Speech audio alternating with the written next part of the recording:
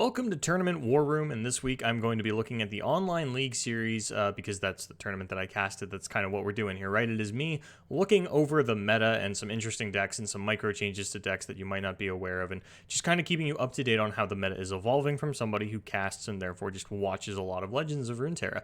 We're going to be looking at the online league series, not the Team Leviathan Gaming Invitational, because that was a one-deck, side deck format, which is irrelevant to literally any stats that I could bring you. The one interesting stat that I will bring up is that out of the 32 invited players, 17 of them brought Zoe decks.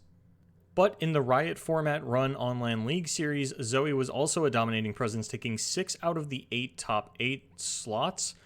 6 of the 8 top 8 players had a Zoe deck in their lineup, is what I'm trying to say. Although the eventual winner of the tournament did not, and the second place player was actually running Fiora standalone as their Zoe deck. So probably not what you would have expected. And then in the top cut, we had 2 Zoe Lee and 2 Invoke. So maintaining a similar top presence there. Personally, I'm a bigger fan of Invoke, and that is becoming more and more so every day over the Zoe Lee. But players still have their preferences. Zoe Lee is by no means a bad deck, but you know, I do think that Invoke is a little bit more fun to play and probably a little bit more consistent.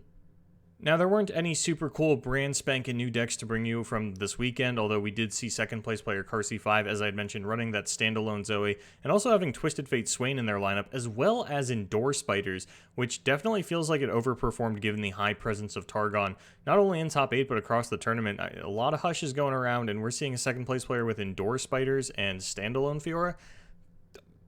Maybe it doesn't matter that Hush is so prevalent. I mean, you probably are not running multiple Targon decks. While you can run Invoke and Targon Plaza, we're not seeing a lot of people actually do that. But I did want to touch on a deck that we've kind of been tracking a little bit over the course of the last couple of weeks in Timo Sejuani. What Am I has started to refine his list a little bit. He did get a top 8 finish with this. You know, not able to go any further than that, but I don't think it's necessarily the fault of the Timo Sejuani deck in particular. But we're really starting to hone in on what Timo Sejuani is going to look like. But I'll cover that a little bit more because I actually am going to do sort of a more in-depth video specifically on Timo Sejuani a little bit later this week.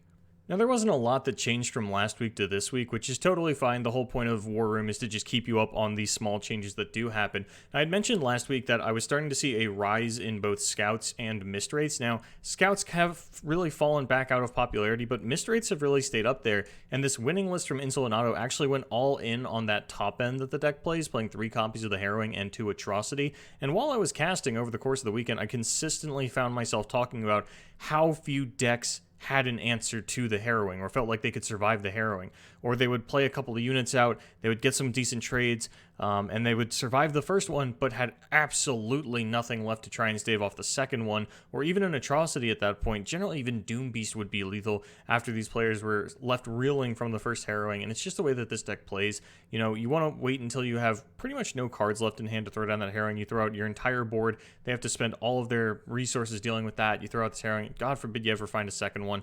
This deck is just really powerful. There's a lot of big hitters. The meta is a little bit better shaped to deal with Fearsome than it previously has been. There's not a lot of decks running around that just get hard-bodied by Fearsome that don't have a lot of Fearsome blockers in them.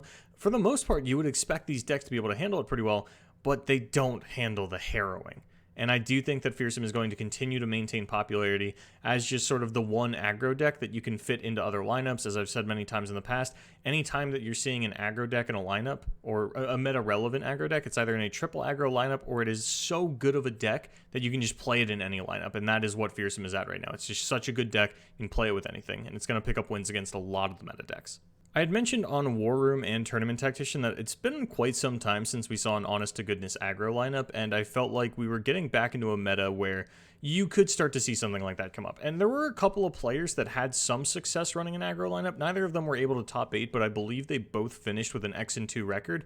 And there were players that finished at X&2 and made top 8. Insolinato, who actually won the online league series, snuck in at 7th place with an X&2 record. So I think that these lineups could be refined a little bit, but I do want to highlight them because I think that there is a universe where these players get to top this event and potentially even win it. So we're starting off with Deriva LOR's lineup. He played Scouts, Spider Aggro, and Mist Rates. As I had mentioned, Mist Rates really the cornerstone of the aggro lineup right now. I think the Spider Aggro might not have been as consistent as he needed it to be, and as I had mentioned, Scouts really took a hit in playability this week. I don't know if it's just players understanding how to play against the deck better, or it's just not performing consistently. Maybe a difference between the Pool Shark or non-Pool Shark version. If I remember correctly, this was a non-Pool Shark version of Scouts.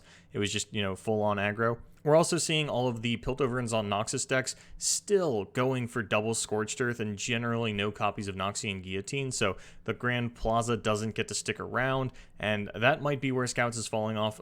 It is a deck that requires Plaza a little bit more than the Targon Plaza decks, and takes a much bigger hit from that loss of tempo in their longevity in trying to win a game against a deck like that. And Spider Aggro, it's a bit of a wild card. I don't have too much to say about it. And then this is the lineup from Shadox, who once again, Mistwraith's cornerstone of that aggro lineup. And then Pirate Aggro and Discard Aggro. I believe Shadox also finished at an X&2 record.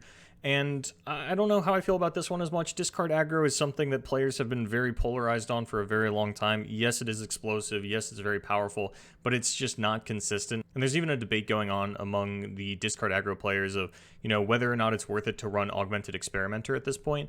And yeah, I mean, this is what you're going to run into, right? The deck's powerful. It's not super consistent. You very much can top a tournament with it, even win a tournament with it, but it's not something that we're not going to be surprised when it comes up just shy.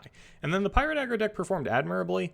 We only saw the Noxian Fervor and Decimate as the spells in the deck, really wanting to streamline that Zap Sprayfin targeting. And I had seen previously, I think it was a previous LBR, a player from WNX had run Might in their Pirate Aggro deck as their second Zap Sprayfin target. And the more I've kind of contemplated that, and mind you, this was a while ago, this was months ago, I'm talking back in like November, December, maybe even October that they ran this, and it stuck with me ever since. I thought it was a really interesting choice, and I think it's something that I would like to see Pirate Aggro players experiment with a little bit more, because the Pirate Aggro deck actually looked pretty good. I'm not going to lie, it looked pretty good. So yeah, maybe, aggro can start to make its comeback into the meta. I'm not super optimistic about it. We are still in, a lot of Sparklefly debates going on about the inaccessibility of aggro to your life total because Sparklefly is just going to heal it all back up. But yeah, I think it is worth highlighting that we are starting to see some aggro lineups get closer and closer to top 8ing. So if you're that aggro aficionado, if you're trying to figure out what the 3 aggro lineup is, maybe take a look at these lineups, the deck lists for the OLS. I'll put them in the link below just in case you do want to look through it. Once again, this is Deriva, LOR, and Shadox that were playing these 2 aggro lineups that I had mentioned. And yeah, that is going to do it for me this week. Remember, I will be casting the LBR today and tomorrow at 4 p.m. Eastern Standard Time, so this video should be up sometime in the morning. So you got plenty of time to head on over to twitch.tv/shitjustworks and catch me and him doing the LBR at 4 p.m. And that's going to lead into Tournament Tactician next week and all that good stuff. So until next time, my name is Boulevard. As always, good luck in your tournaments.